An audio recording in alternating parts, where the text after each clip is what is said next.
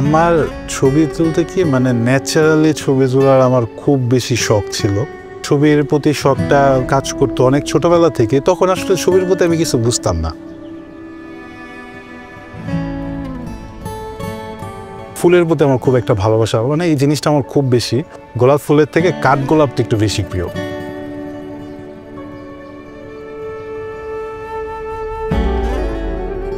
এটা আপনার ডেটটা কি 2টার মাঝামাঝি সময় বিশাল একটা মিছিল চাষারা রাউন্ড দিচ্ছিল।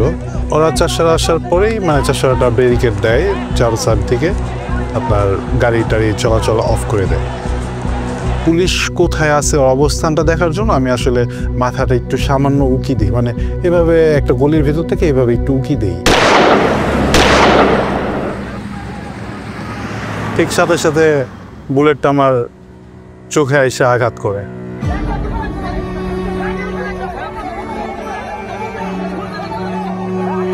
চোখ দিয়ে মানে রক্ত, মনে হয় কি গরু কাটলে যেরকম না ওরকম ওর ইটা হইতেছে।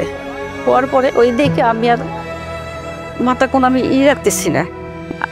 ও শুধু আমাকে বললো যে আম্মু আমাকে মাফ করে দিও।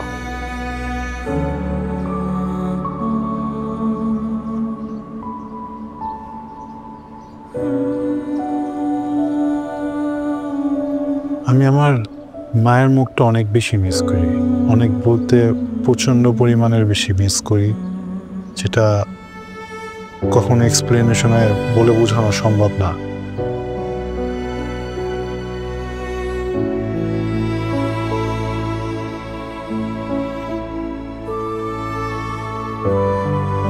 হয়তোবা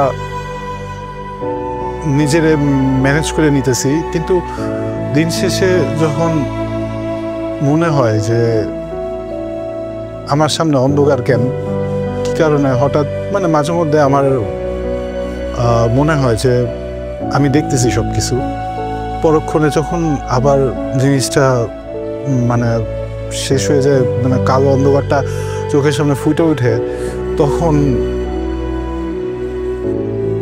রাত্রে যখন ঘুমাতে যায় ঘুম হয় না, তো তাকাই থাকে, মানে চোখ বন্ধ করে। আর আব্বু বলে কি চোখ বন্ধ করে থাকলে ঘুম আসবে। আমি যখন চোখটা বন্ধ করি তখন মনে হয় কি যে মা বাবা তো দিনটা 24 ঘন্টা এই অন্ধকারের ভিতরে কাটায়।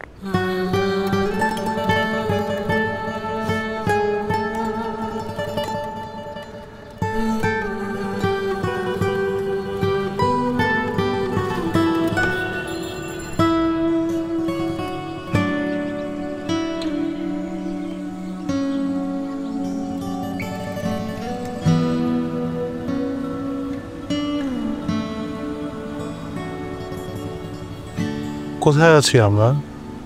আরেকটা পার্কে আসছি? না ভাই, আমরা জাতীয় সংসদ ভবনের সামনে। বলেন কি?